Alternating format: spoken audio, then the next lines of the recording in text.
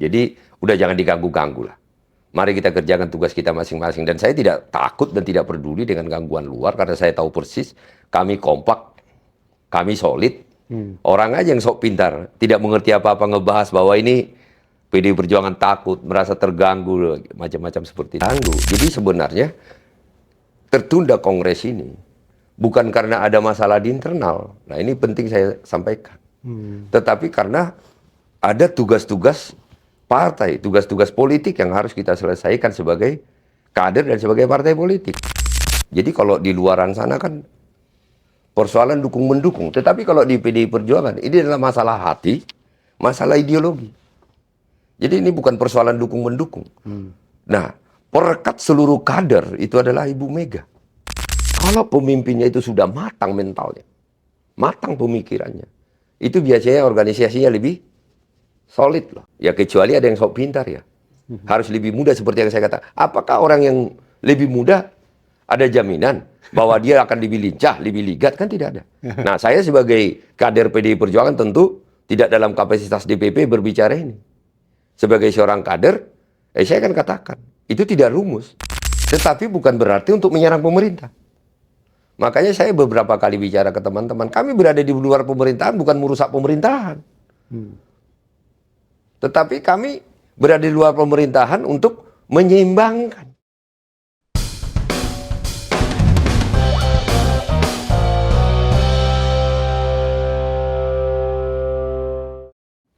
Halo, Assalamualaikum warahmatullahi wabarakatuh. Selamat sore Sobat Rakyat Merdeka. Senang sekali saya Sis jumpa kembali dengan Anda di program Ngegas Rakyat Merdeka. Hari ini kita akan membahas tentang Kongres ke-6 PDIP.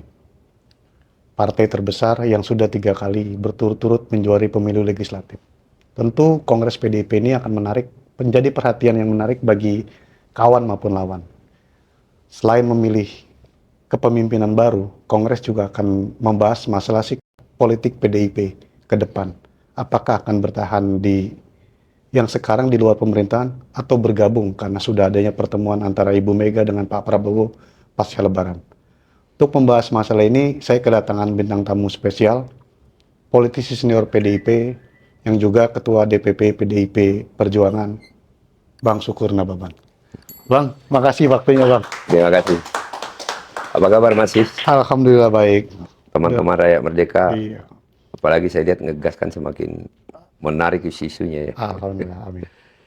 2 kali nih, Sobat Rakyat Merdeka, Bang Sukur Iya. jadi narasumber Waktu podcast sebelum Pilpres. Pileg ya.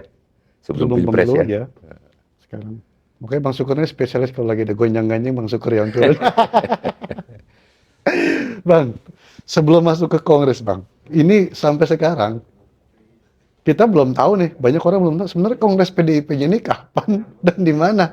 Itu masih misteri. Setiap ditanya ke elit PDIP, nanti, pokoknya tahun ini. Sebenarnya kapan, Bang? Ya, tentu saja kita akan melihat waktu yang tepat.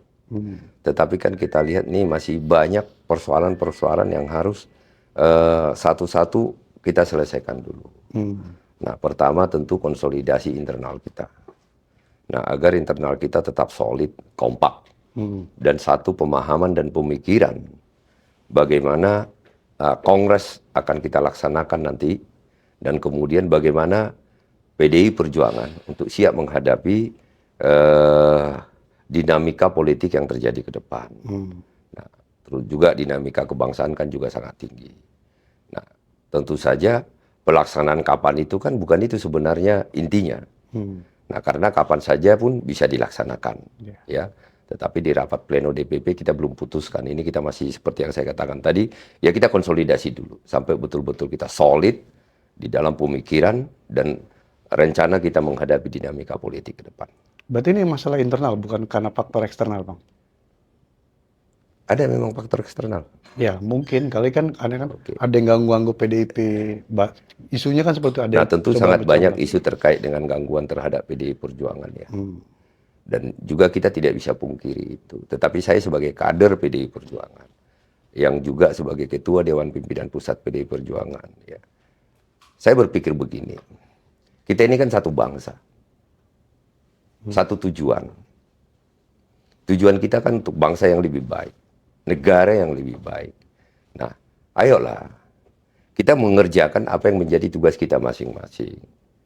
Nah, kenapa harus mengganggu PDI Perjuangan? Nah, banyak kegiatan-kegiatan yang bisa dilaksanakan. Nah, misalnya, ya ingin mengganggu kami dan merasa hebat, ya buat aja partainya. Agar bisa melawan kami gitu loh nanti ke depan. Jangan kami diganggu. Kan untuk apa? Karena kalau kami juga terganggu, gonjang-ganjing kan bangsa juga yang rusak. Nah, jadi menurut saya sekaligus di podcast kita ini saya menghimbau kepada teman-teman yang ada di luar PDI Perjuangan, apapun yang direncanakan, apakah baik dan buruk, ya, ayo bawa kami dalam doa PDI Perjuangan karena kami juga salah satu pilar bangsa untuk membangun bangsa ini. Kita ini satu bangsa, jangan saling mengganggu lah. Jadi kalau istilahnya kan, ya sesama biskota jangan saling mendahului. Kalau mau fair, tarung aja di pemilu. Tarung Ya. aja nanti, gitu loh. Partai dengan Kalau nggak partai. bikin partaimu sendiri, mau Iya. seperti apa polamu, ya buatlah. Tunjukkan bahwa ya memang Anda lebih baik dari kami. Jangan kami yang diganggu kan. Karena kalau kami juga terganggu kan, yang rusak kan bukan hanya PDI Perjuangan. Bangsa kita kan juga rusak. Terlalu mahal ongkosnya. Nah, dan bagi saya sebagai kader PDI Perjuangan, kami nggak bisa diganggu. Kami solid sampai ke bawah. Saya kan ketua DPP bidang keanggotaan organisasi, saya tahu persis bagaimana psikologis anak ranting kami, PAC kami, DPC kami, DPD kami. Jadi mau seperti apapun diganggu tidak akan berhasil. Karena solid, kami ini kan partai kader. Dengan pendidikan kader yang sudah mantap. Dan sudah memahami. Nah, artinya apapun terjadi dinamika di kami, itu tidak mungkin keluar. Dinamika-dinamika yang terjadi itu. Karena kami menyadari, saya selalu berbicara, dan ketua umum juga selalu berbicara seperti itu. Kita satu keluarga. Nah, apapun dinamika itu tentu diselesaikan secara kekeluargaan. Tidak perlu gambar-gembor ke luaran sana.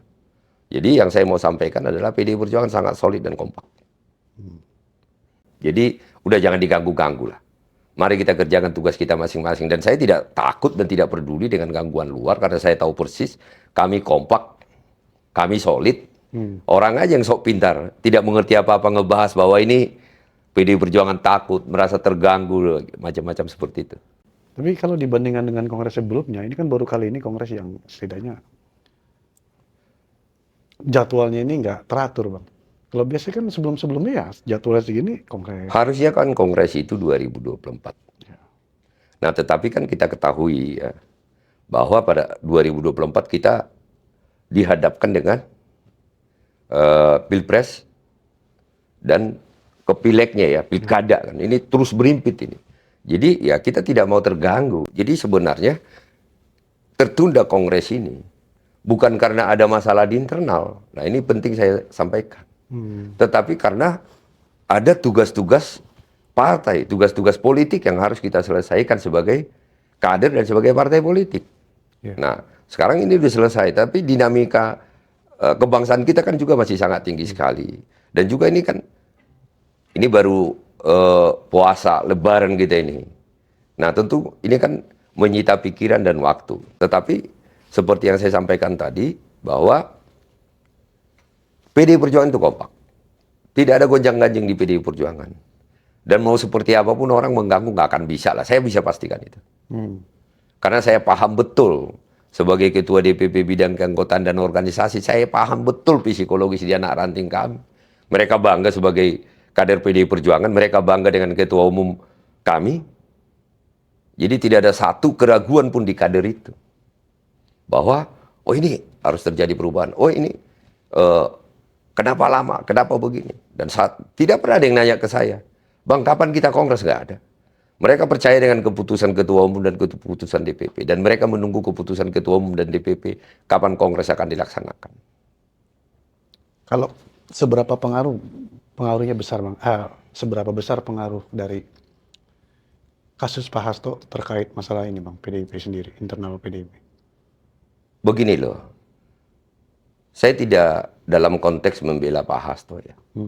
Tetapi kan kalau kita lihat apa yang terjadi, nah tentu dengan intelektualitas kita tahu apa yang terjadi dengan Pak Hasto.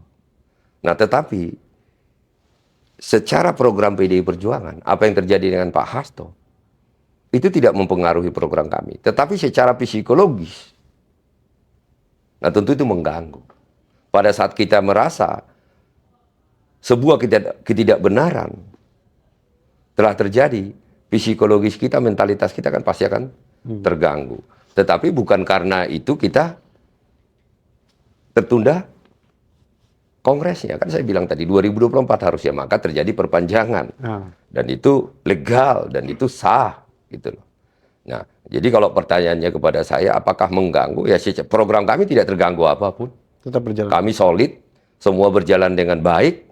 Nah, kesekjenan diambil alih langsung oleh ketua umum, nggak ada masalah, karena memang mekanisme sistem sudah berjalan dengan baik.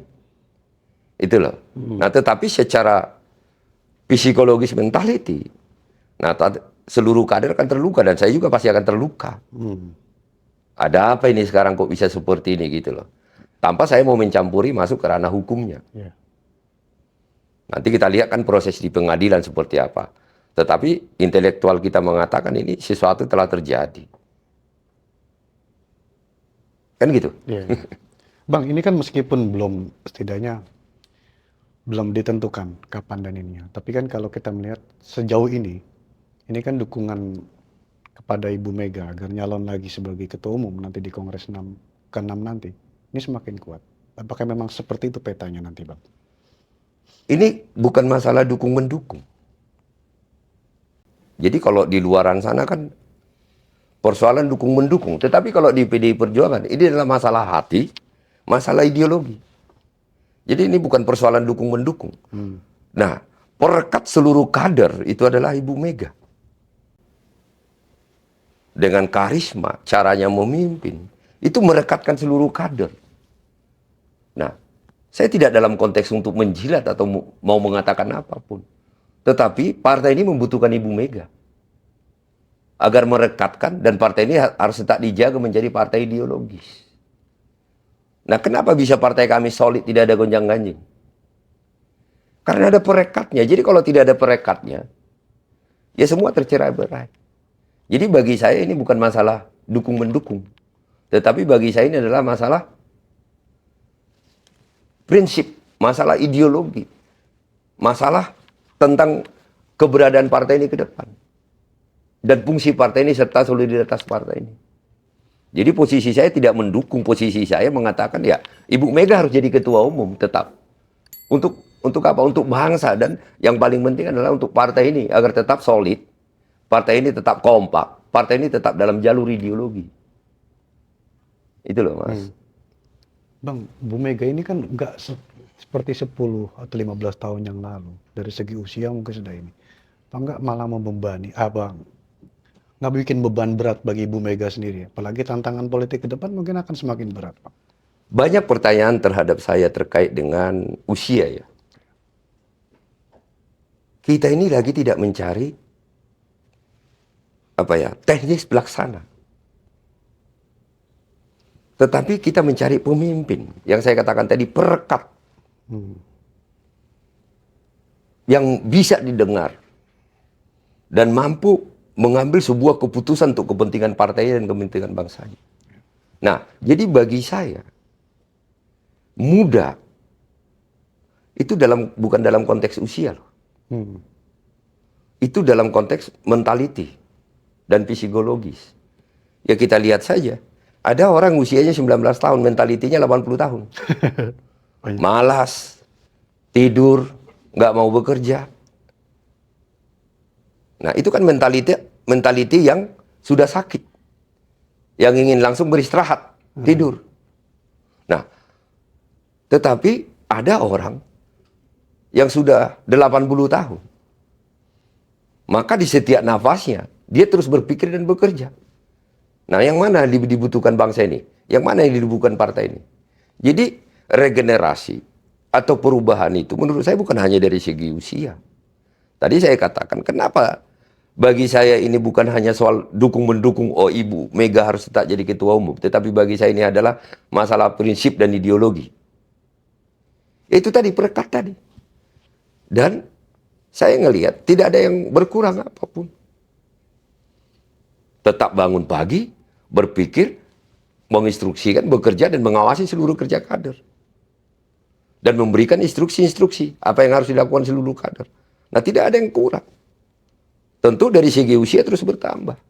Nah, tetapi kalau misalnya teman-teman mau berdiskusi terkait dengan regenerasi, sebenarnya di PDI Perjuangan itu sudah terjadi regenerasi.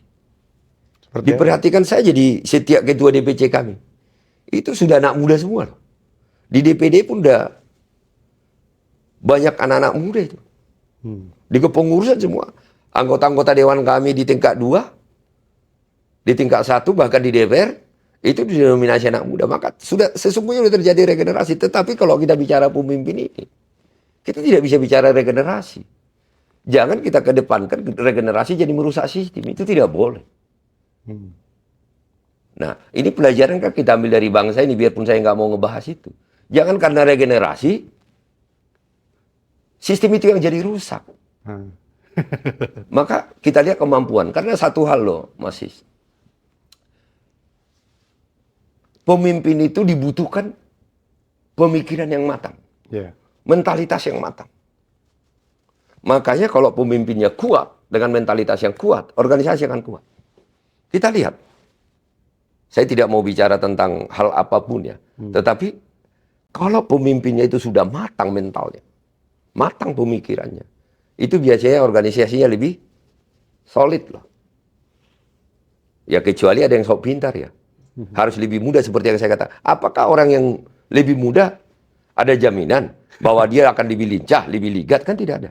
Nah, saya sebagai kader PDI Perjuangan tentu tidak dalam kapasitas DPP berbicara ini.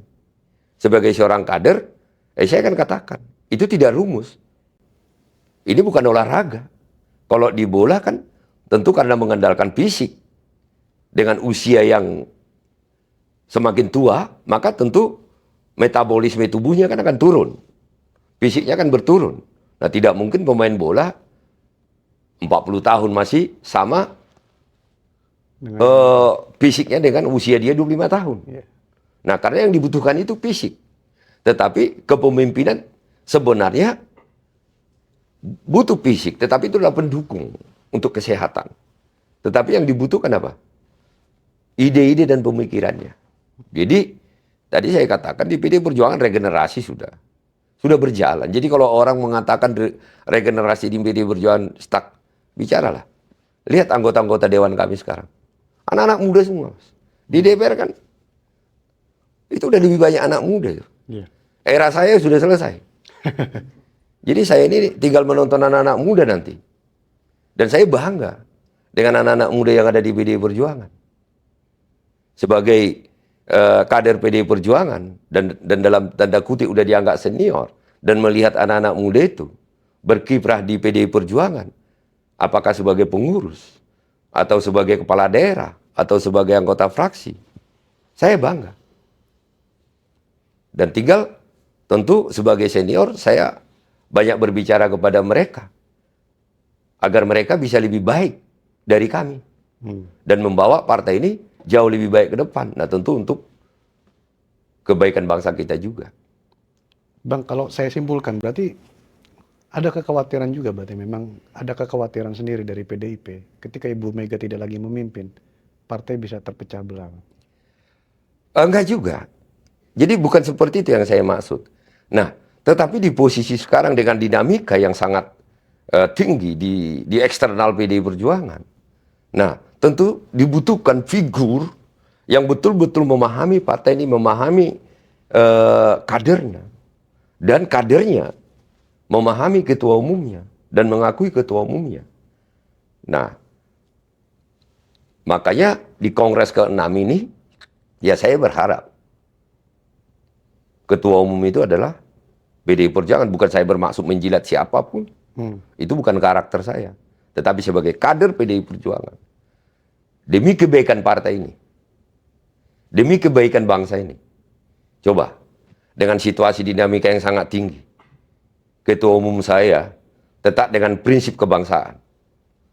Mulai kita lihat proses pileg, proses pilkada. kepentingan personal tidak ada. Nggak gampang itu. Bagi seorang pemimpin melakukan itu tidak gampang. Pasti ada godaan-godaan untuk konflik interest. Tetapi Ketua Umum PDI Perjuangan tetap firm bahwa semua yang dilakukan adalah untuk kebaikan bangsa, untuk kebaikan partai. Itu, jadi saya tidak takut dan tidak worry sedikit pun bahwa ada gangguan. Makanya saya tadi tidak ngerespon itu. Saya katakan ya, kalaupun ada yang berencana mengganggu kami, ya udahlah, berhentilah. Kita ini kan satu bangsa, kita berteman, salaman aja kita. Nah, iya kan? Nah, bikin partaimu, jangan ganggu kami. Tunjukkan nanti kita tanding 2029. Ya. Nah, mana tahu kau lebih baik. Nah, gitu loh. Daripada yang sudah baik kau ganggu. Jangan juga ngakal-ngakalin undang-undang ya kok. Emang ada yang ngakal-ngakalin undang-undang? Ada kemarin. Ada, gitu. Di negeri Konoha tapi nggak di sini. Di Konoha ya? Iya, nggak di sini. Udah terbiasa mereka begitu. Bang, ini kan Kongres PDIP selain tadi sempat saya singgung, selain akan pemilihan reformasi struktur kepemimpinan, juga kan akan membahas sikap politik PDIP. Ini kan sangat menarik. Saat ini kan hanya PDIP satu-satunya partai yang berada di luar pemerintahan, yang memutuskan berada di luar pemerintahan. Sisanya kan masuk ke dalam semua. Hanya kami ya? Hanya kami, hanya PDIP, Bang. Namun dengan pertemuan kemarin dengan Pak Presiden Prabowo ke rumah Ibu Mega, seberapa besar ini akan berpengaruh kepada sikap politik PDIP nanti di Kongres? Begini loh, kita ini kan tidak mengenal oposisi ya. Karena sistem kita kan bukan parlementer ya. Sistem kita itu adalah presidensial. Nah, kita tidak mengenal oposisi, tapi kerjasama politik untuk sama-sama memerintah, itu yang kita kenal. Nah, PDI Perjuangan sudah memutuskan untuk berada di luar pemerintahan. Nah, sampai sekarang. Tetapi bukan berarti untuk menyerang pemerintah. Makanya saya beberapa kali bicara ke teman-teman, kami berada di luar pemerintahan bukan merusak pemerintahan. Tetapi kami berada di luar pemerintahan untuk menyeimbangkan. Dan tentu saja, ya jika bagus untuk rakyat, kami pasti akan berada di garda terdepan. Tetapi jika ini bermasalah, maka tugas kami akan mengingatkan.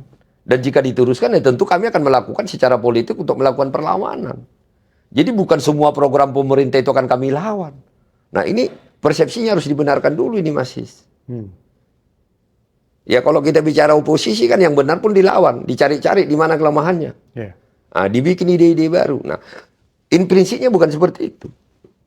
Ya jika menurut kami ini bagus, ya kita di garda terdepan untuk menjaga dan mendukung itu. Ya sama seperti rapat DPR, kalau program pemerintah menterinya bagus, kita katakan ya bagus, kita akan dukung. Tapi kalau menurut kita itu tidak untuk rakyat dan akan menyusahkan rakyat, kita katakan no. Nah, pertemuan Ibu Mega dengan Pak Prabowo kan, ya saya harus mengatakan saya tidak di situ. Nah, apa yang dibicarakan, nah tentu saya tidak tahu. Tetapi sebagai Ketua DPP PDI Perjuangan, saya mengenal Ketua Umum saya. Nah, sangat penting bertemu sesama pemimpin bangsa untuk bersilaturahmi dan menyelaraskan pemikiran. Tetapi saya tidak yakin bahwa pertemuan itu membahas apakah kami akan ada di pemerintahan atau tidak. Tetapi bagaimana bangsa ini ke depan, itu pasti akan dibahas. Itu pasti akan didiskusikan. Dan pasti saya percaya Ibu Mega mengatakan bahwa ya jika yang bagus, saya akan berada bersama-sama dengan Mas Prabowo. Pasti begitu. Tapi jika tidak baik untuk rakyat, saya pasti akan ingatkan. Jadi kita ini kan jangan masuk ke dalam ranah politik yang sangat sangat praktis, sangat jual beli. Jadi jangan ya udah kasih sekian menteri, kami akan berada di situ. Ukuran berapa menteri itu kan bukan sebenarnya itu dukungan. Ya bisa saja ada partai, beberapa ada di sana menteri. Tetapi di belakang nusukin ide-idenya. Itu kan juga nggak benar.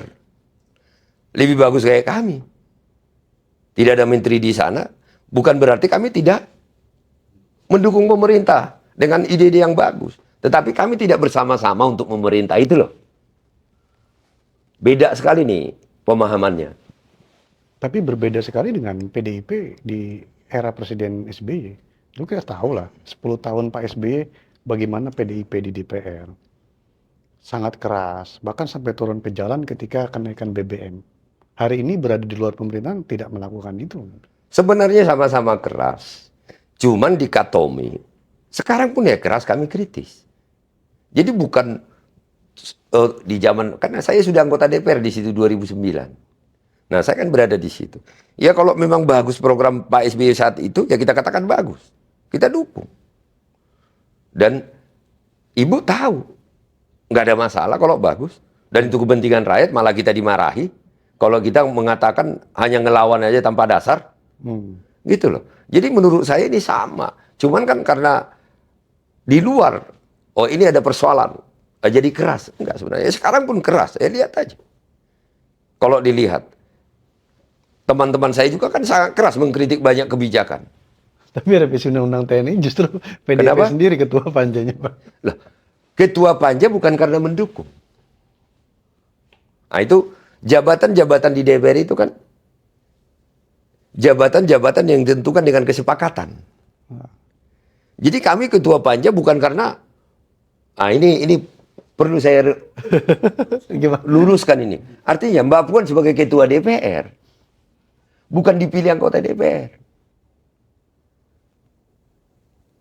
Itu loh. Ya. Nah, sama seperti panja itu. Nah, jadi misalnya ketua komisi, wakil ketua komisi, ketua panja atau pansus. Ya bukan karena ini didukung nih. Ya karena memang ya aturannya ya dari PD Perjuangan yang harus ketua panjanya. Gitu loh.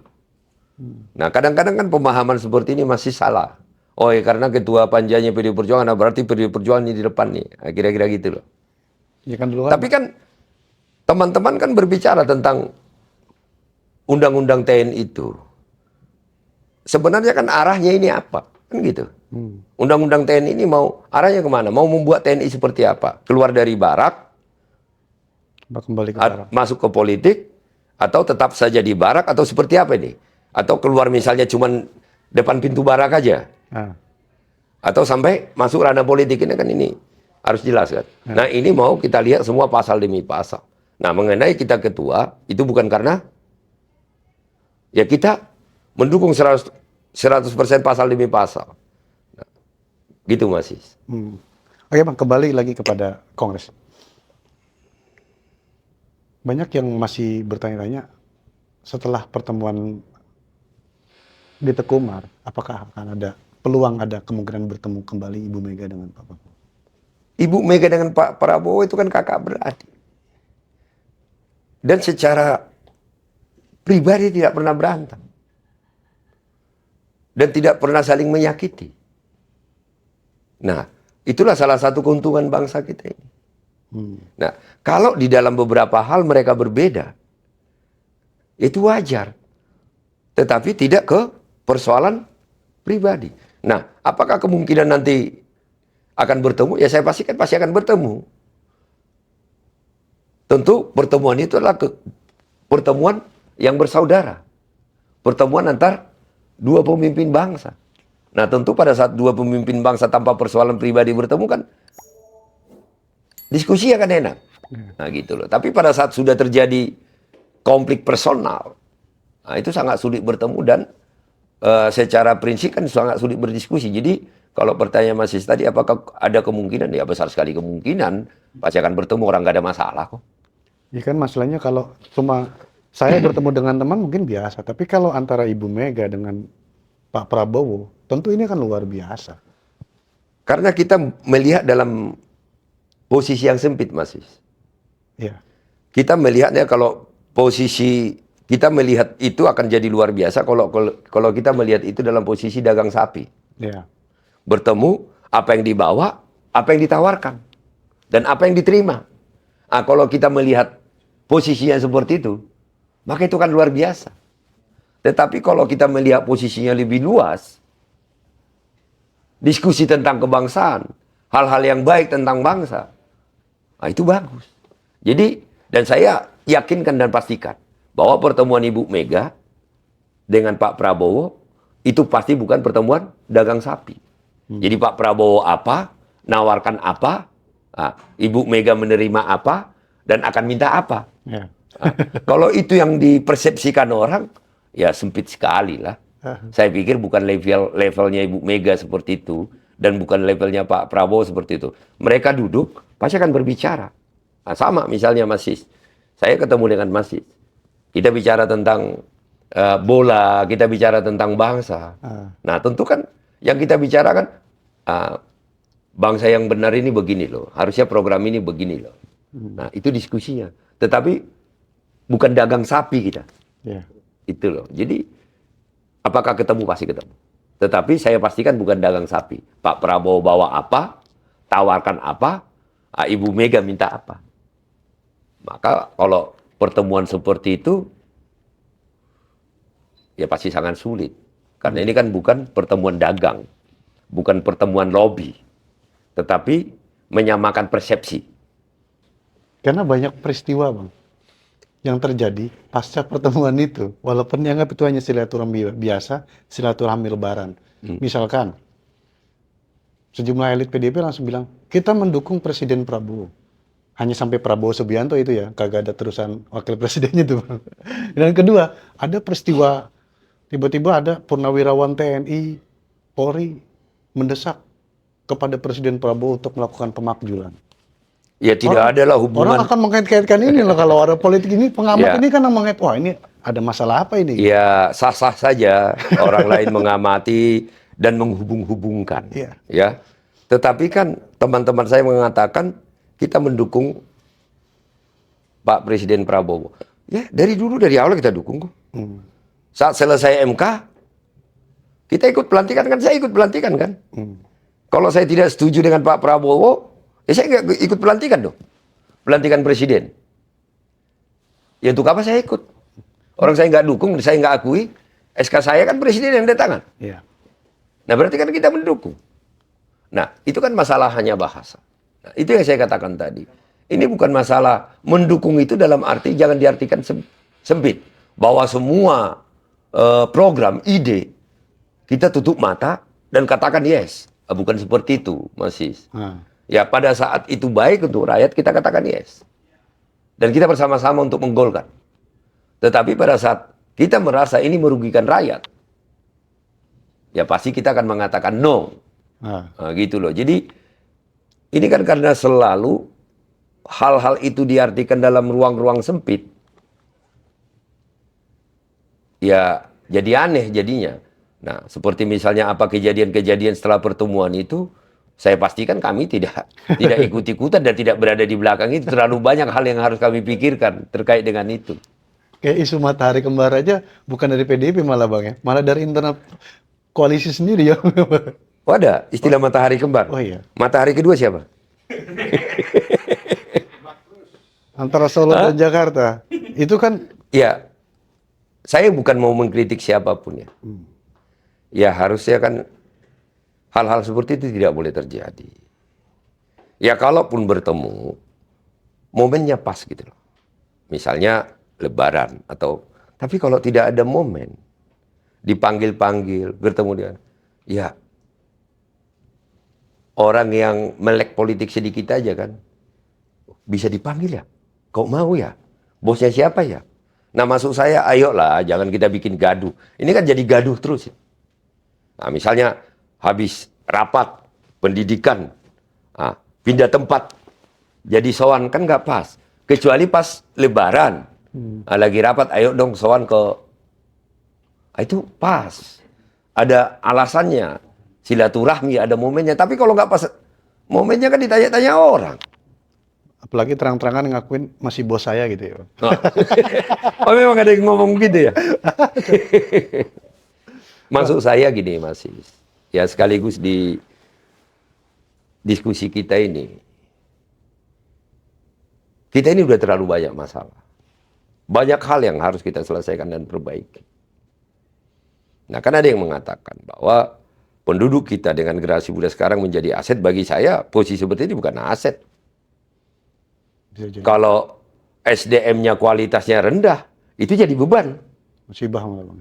Itu bukan aset, jadi beban tuh. Nah, sekarang bagaimana anak muda kita ini, generasi muda yang Gen Z ini, kita naikkan kualitasnya. Jadi jangan dijual mimpi-mimpi, oh kita punya poin-poin ini untuk bisa menjadi generasi, menjadi Indonesia emas. Jangan begitu dong. Dikit punya ilmu lah, punya cara berpikir yang benar. Seperti yang saya katakan tadi. Banyak orang dengan SDM rendah, itu bukan aset, itu beban, Mas Sis. Nah, maka yang harus diperbaiki adalah bagaimana meningkatkan kualitas banyak orang ini agar menjadi aset. Jadi jangan jual, oh ini banyak orang, ini aset. Itu kan statement menurut saya yang kurang pas. Nah, sama seperti yang barusan kita diskusikan. Kita ini banyak masalah, belum lagi tekanan-tekanan dari luar ekonomi, apalagi Trump, ya. Protek ekonomi dan macam-macam. Nah, kita fokus ke sana. Jadi kalau kita gaduh terus, dan seluruh kelakuan dalam tanda kutip orang-orang bikin gaduh terus, masa energi kita ke sana sih? Orang sudah berusaha menyelamatkan negaranya untuk membebaskan dari protek, mencari solusi.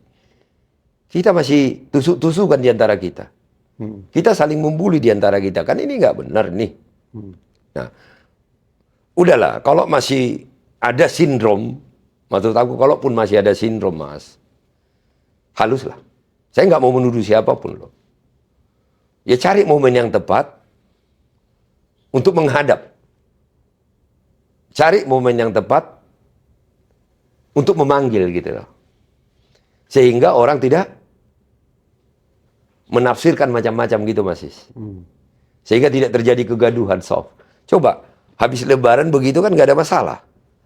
Nah, tinggal bilang, ya kan nggak apa-apa kalau saya datang silaturahmi.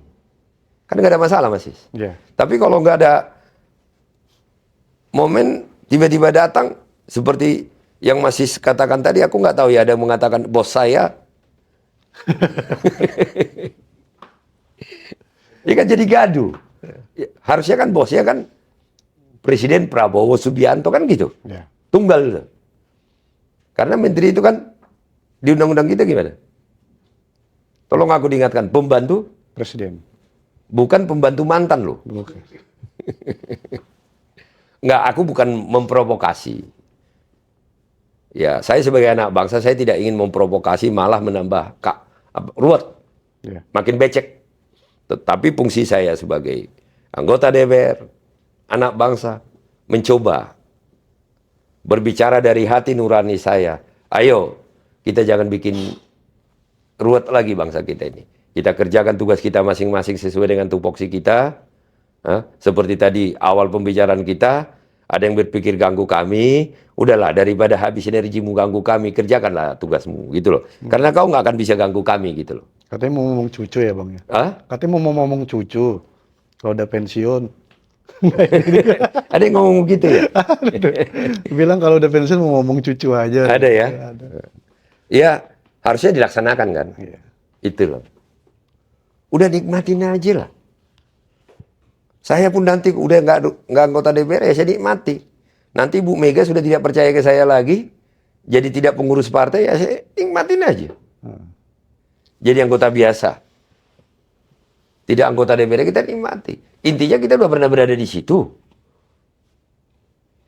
Nggak jadi Tuhan kok kita. Iya. Tetap kita biasa aja.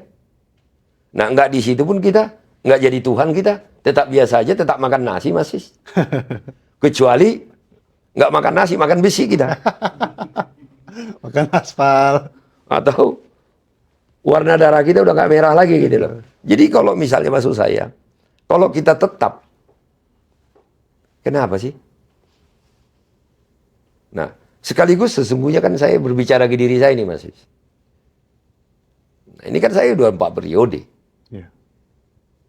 Nah, belum tentu 2029 Saya dicalonkan lagi atau mau mencalonkan lagi. Kan dua ini. Nah, nanti Kongres belum tentu ketua umum memilih saya jadi DPP atau saya mau tetap jadi DPP. Kan tetap ini dua ini sisinya. Ya. Dipilih tapi tidak mau dipilih kan tetap juga nggak jadi. Ini kan harus sinkron. Ya. Dipilih dan mau dipilih. Dan bertanggung jawab dengan keputusan itu kan itu. Bang, Kongres ini kan pemilu kemarin ini kan PDIP memang kembali juara. Peringkat pertama, suara terbanyak di tingkat nasional dan di DPR, kursi terbanyak. Tapi kalau kita lihat dari persentase dibandingkan di 2019, ini kan mengalami penurunan. Pilkada kemarin juga banyak kepala daerah yang justru di kandang-kandang banteng, misalkan Jawa Tengah, itu kalah.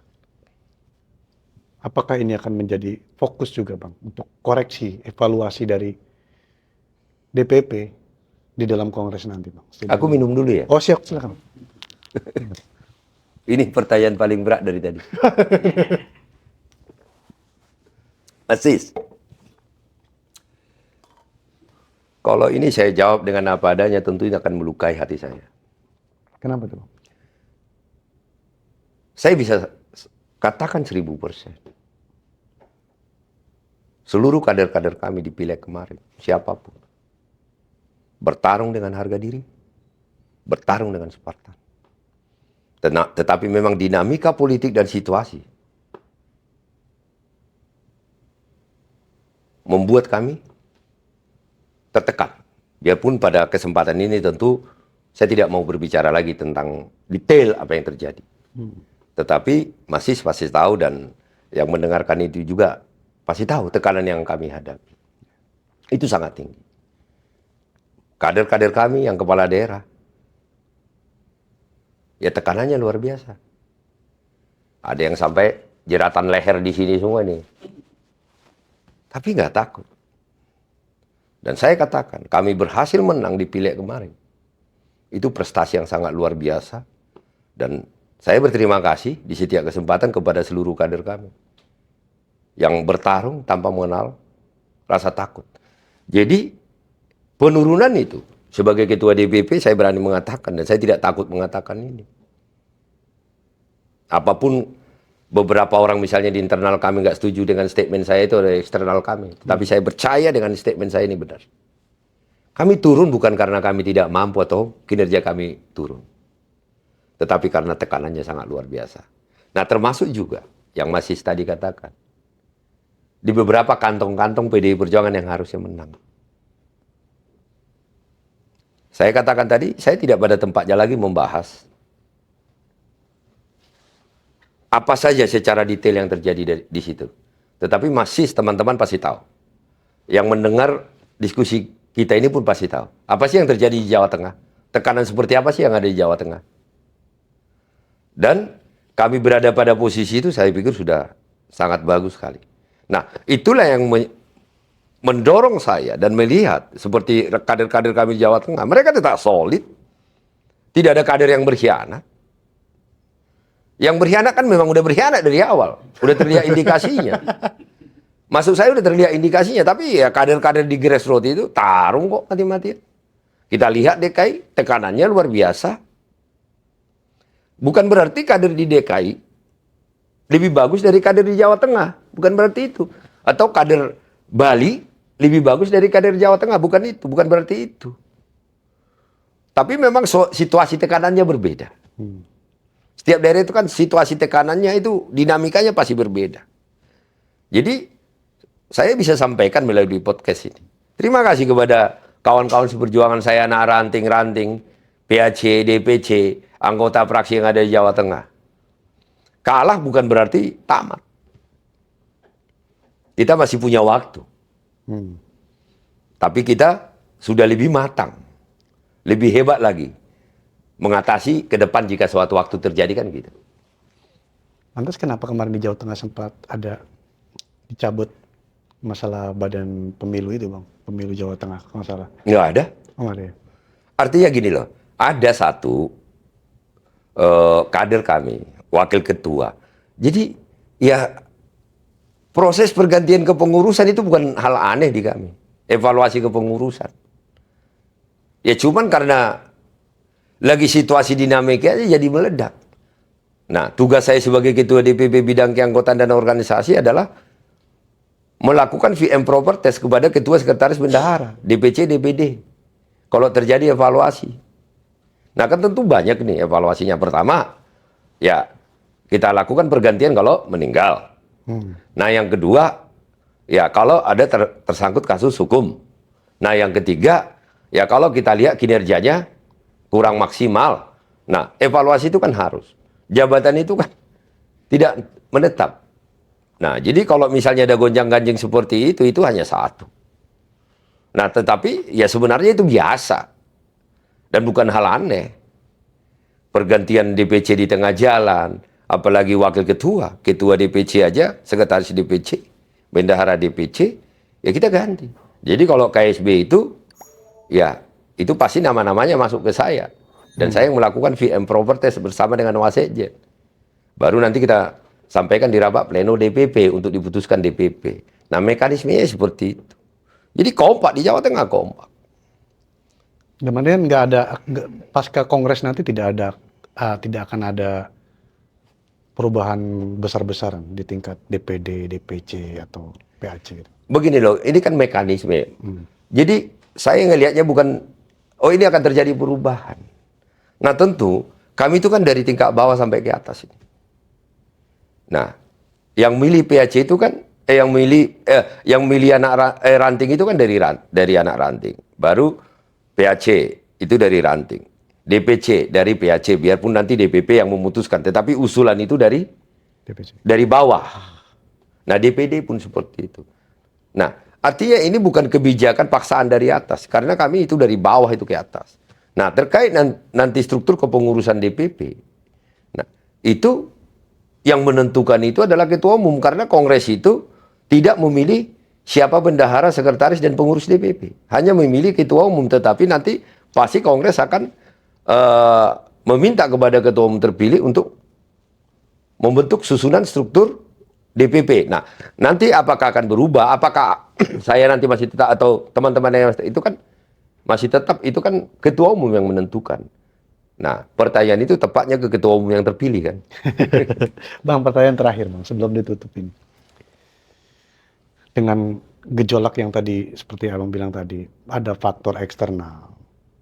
Terus juga tantangan politik ke depan sendiri. Posisi PDIP yang bukan lagi di bagian pemerintahan. Seberapa besar Abang PDIP sendiri menghadapi pemilu 2029 nanti Bang? Memang masih lama, tapi tentu persiapan akan dimulai dari sekarang. Saya percaya satu hal Mas, ya untuk teman-teman yang mendengar. Saat kita kompak, 70% kemenangan udah kita pegang. Mau jadi hebatnya seperti apa, kalau itu udah kompak, udah pasti kalah. Jadi kalau kita kompak, pasti menang. Nah, saya yakin dan percaya, 2029 kami akan menang. Saya ada di situ atau tidak, kami pasti menang. Karena saya lihat, kami di kompak. Dan ini adalah partai kader. Di mana kader-kader anak ranting, PAC kami itu bukan karena jabatan dia berada di situ. Karena kecintaan terhadap bangsa dan kecintaan terhadap ideologi PDI Perjuangan. Nah, selama mereka utuh dan tetap, kami pasti menang. Jadi, kemenangan itu, apalagi kemenangan elektabilitas dan lain-lain itu, kalau menurut saya di dunia politik, tidak tergantung seberapa hebat strateginya. Orang kan ngebahas strategi, pakai konsultan dan macam-macam. Ya kalau kompak aja. Intinya kompak. Kompak. Jangan ada yang mau dibeli. Jangan ada karena, apa itu?